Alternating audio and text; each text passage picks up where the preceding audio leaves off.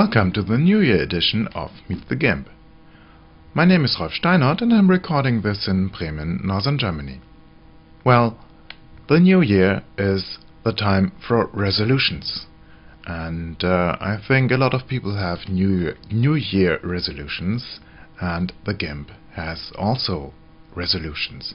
One of my New Year resolutions is to avoid saying the GIMP, it's GIMP. So, the GIMP has resolutions. You can see them at image properties. And here you see this image has 508 pixels width, a print size of a certain inches here, and 72 by 72 ppi. ppi means pixels per inch. So it's 72 pixels on my screen here for 1 inch of screen. This is ppi, basically the same as dpi, dots per inch, and that's the kind the printers are talking about resolution. They talk about how many dots of ink you put on 1 inch of paper. An inch-long line with 300 dots per inch consists out of 300 dots, and these dots are so tiny, spaced together, that you see a line and not a line of dots. Sometimes someone who wants to print one of your images calls you and says, can I have that image please in 300 dpi? Or they say, we need your image in 150 dpi, or the quality will not be good enough. So what can you do about this? You can change this very easy. Just go to Image, Scale Image. And here in this dialog you see the width, the height. We have used that very often up to now. And you see here X resolution, Y resolution, 72 dots per inch, or pixels per inch here. I can even change this here to pixels per millimeter, or pixels point, pica, and some other stuff. But let's keep it with pixels per inch. Now the X resolution and the Y resolution are the same. That's nearly always the case.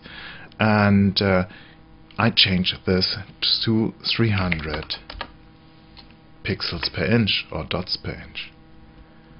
And now I scale the image, and you see here nothing has changed, except when I open the image properties, and here you see now it's 300 by 300 ppi.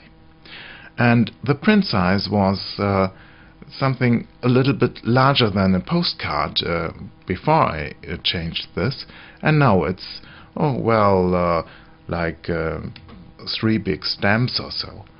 That's about 4 by 3 centimeters.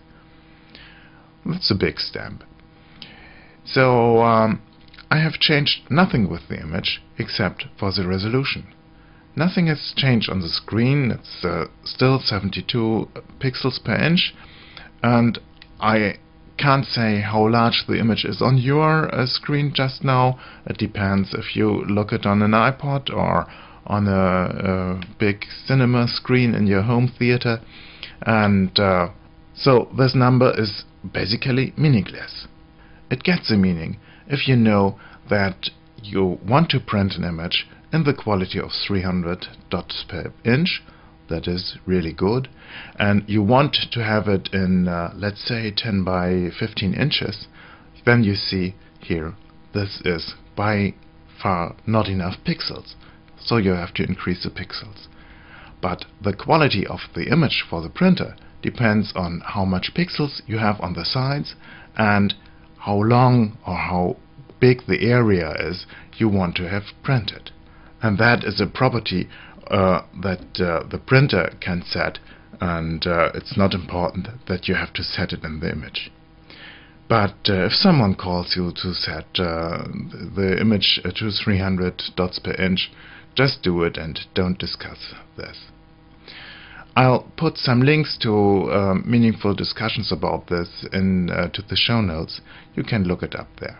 I can easily blow up this image here. Let's talk about billboards. I think a good value for a billboard would be 5 dots per inch. Well, yes, it's about a 5mm dot. Let's try this here. 5 dots per inch.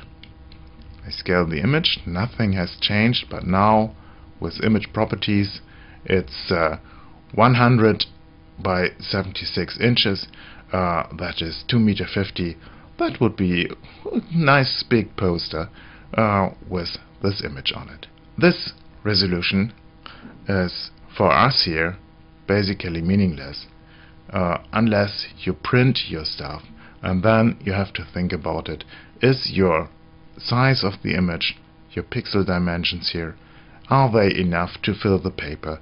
And if they are not enough, well, there are some tricks to blow them up, and I'll cover that in a later edition.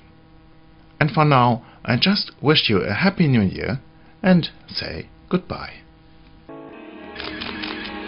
Photocastnetwork.com, your photography resource in the potosphere. Photocastnetwork.com